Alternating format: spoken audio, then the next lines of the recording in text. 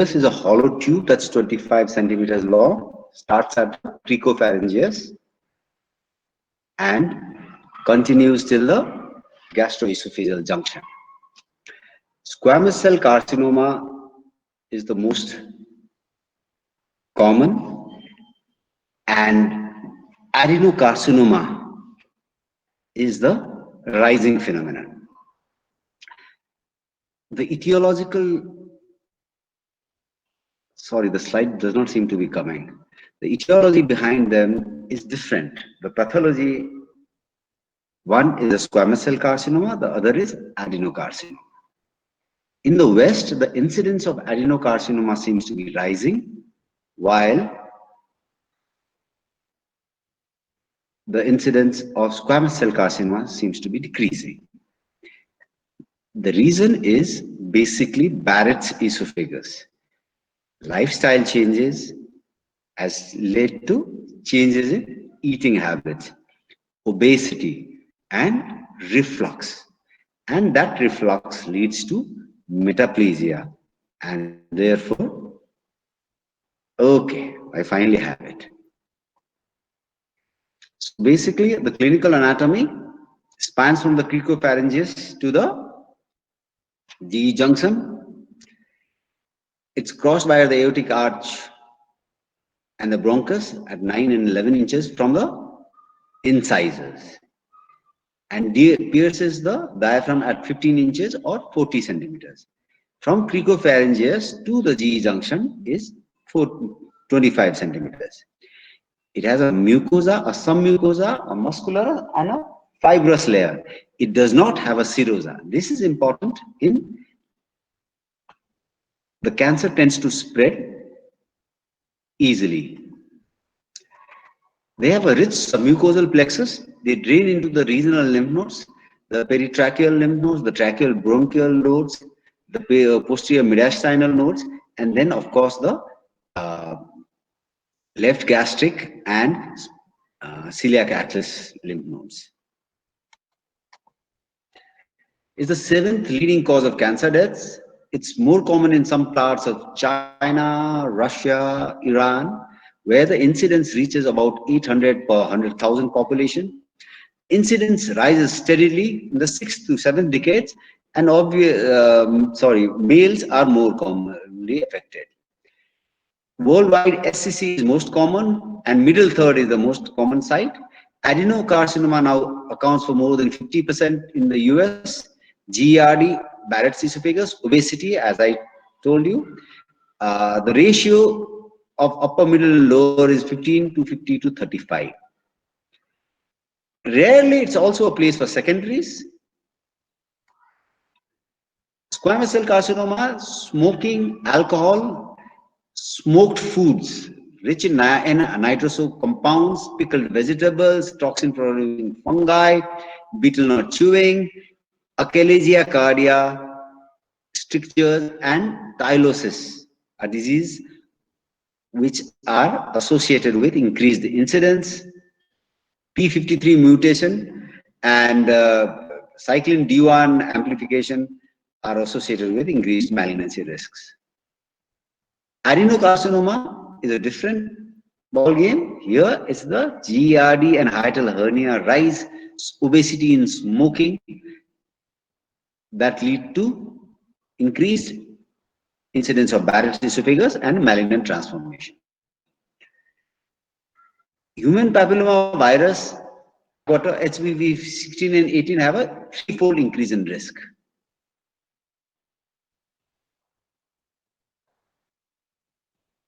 What is happening now? Okay. Now, how do you investigate these patients? What are the symptoms that can come with? The patients tend to come with symptoms of dysphagia, difficulty in swallowing, something stuck in the chest, and vomiting, which is non-bilious, the food particles that you have taken. Unlike in Achalasia cardia, where the dysphagia to liquids occurs first, in carcinoma esophagus, dysphagia to the Solids is the first two. It's a progressive dysphagia. Weight loss, because the patient can't eat, the patient come with weight loss. And chest pain. And sometimes when they start to spread, they come with symptoms of that spread. For example, recurrent laryngeal nerve injury will lead to hoarseness of voice. I'm sorry, but this seems to be stuck again. I hope you are hearing what I am said. So I'm going to just teach you like the class, okay? So these patients come with this. Now, investigation. How do you investigate? You investigate by doing a upper GI endoscopy. Upper GI endoscopy will help you identify the lesion and biopsy the lesion, and also see whether the stricture is such that the endoscope can pass or not. So that is the initial diagnosing modality of choice. In early cancers, endoscopic ultrasound can help distinguish between T1 and T2 disease. That is important because small T1 disease up to the first level of the submucosa, you can do a endoscopic mucosal resection, because the chances of malignancy having lymph node metastasis are less than 10% in those patients. Endoscopic ultrasound is also useful for identifying lymph nodes in the vicinity, but they are not useful for distant metastasis. Therefore, endoscopic ultrasound for T1 and T2 lesion to differentiate.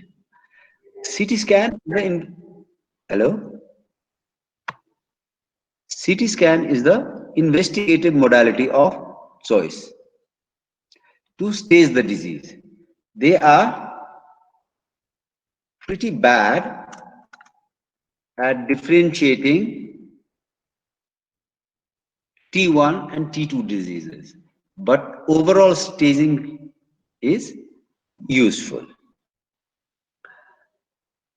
A PET scan is increasingly used because esophageal malignancies surgeries have high morbidity and mortality. Therefore, we try to avoid surgery in them if feasible. So, PET scan is used to detect distant metastasis. In almost 25% of the patients, a PET scan will alter the management. The staging T1, mucosa and submucosa, T2, muscularis.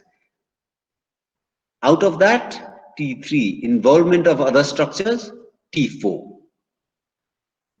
N1, lymph nodes 1 to 3, N2, 3 to 7, 6, and N3 is more than 7 lymph nodes.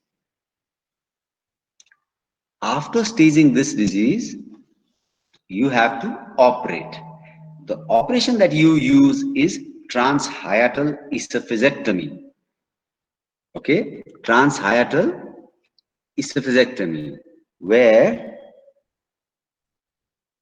we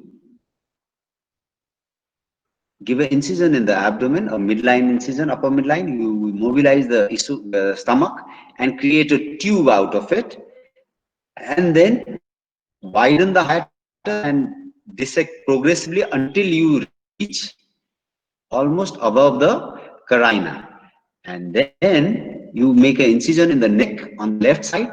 You isolate the esophagus and dissect down from there, mobilize it under vision as far as possible. And when it's very high up, after a certain period, you will have to do a little bit of blunt dissection.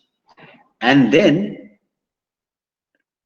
transport the stomach up and anastomose with the esophagus in the neck.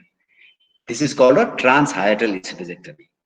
Then there's something called a transthoracic approach, Ivor Lewis, where you first mobilize the stomach from an upper midline incision, then you open up the thorax, do a thoracotomy, then pull the stomach up, resect the portion, and then do an anastomosis of the esophagus to the stomach in the thorax. The advantage of transhiatal esophagectomy is that pulmonary complications are less, and because the anastomosis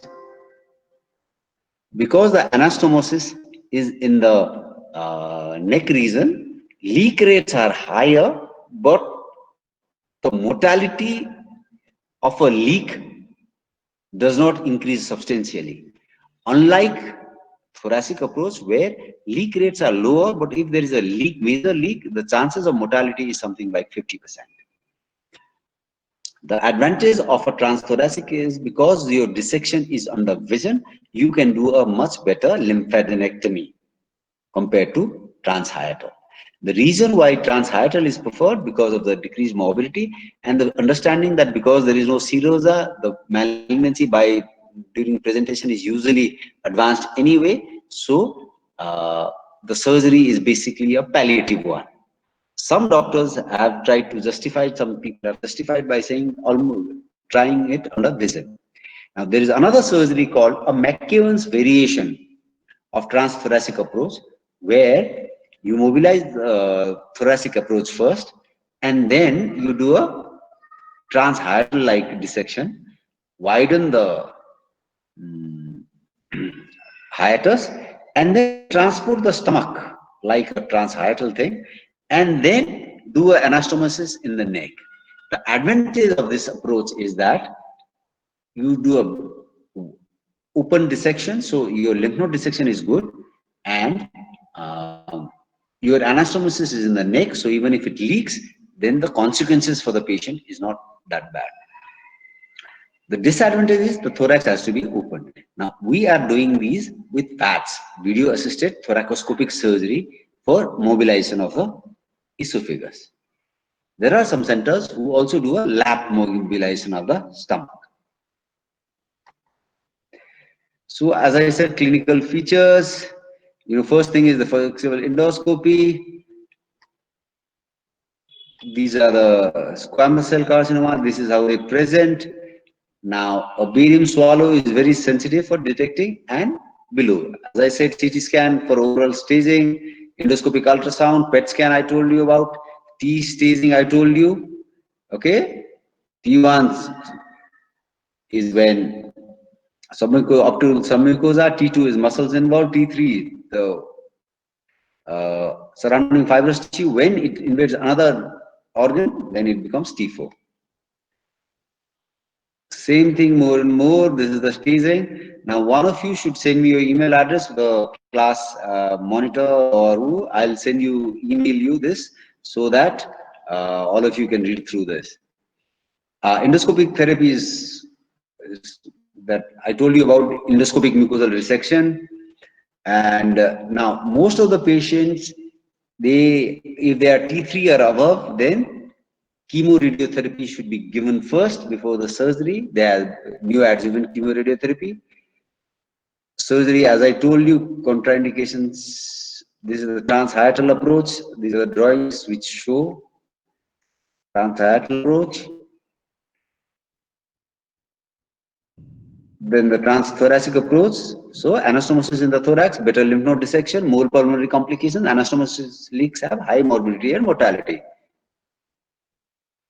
Post-operative care, on day 6, you have to do or day 7, after a week of the surgery, you have to do a barium swallow to see that there is no leak before you allow the patient orally. Respiratory complications are very common because of the esophageal this thing. Recurrent laryngeal nerve injury occurs in about 3% of the patients. If the cervical esophagogastric anastomosis leaks, then stenosis is common, but mortality is not common like that. Now, after that, there is gastroesophageal reflux in some, delayed gastric emptying in some. Now, palliative care is very important because a lot of patients come with advanced disease. A lot of patients are already old, so they have comorbid conditions. So surgery may not be, they may not be fit enough to undergo surgery. So palliative care is chemotherapy, radiotherapy. A lot of time they is stricture, so you either use laser therapy or photosynthesizer or radiation, or chemotherapy to open it. Sometimes there is bleeding, sometimes there is tracheoesophageal fistula, and there you have to stent the patient. Okay, usually metallic stents, they usually work for 4 to 6 months. This is the treatment algorithm. So to conclude, it's the 7th leading cause of death. Most of the esophageal cancers in the developed world is now adenocarcinoma because of GERD and obesity. Dysphagia and weight loss are the 2 most common presentation.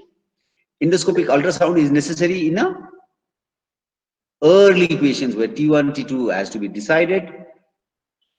A hand-sewn anastomotic techniques leads to more leaks, while stapled anastomosis leads to more strictures. Preoperative chemotherapy and radiation is the standard option for locally advanced T3 tumors, even in patients who are surgically eligible.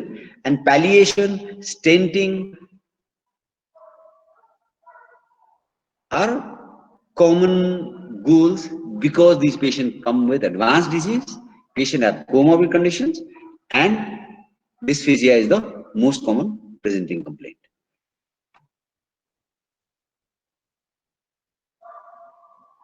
There's a lot of material here which I ask the class monitor to contact me so that I can send you this.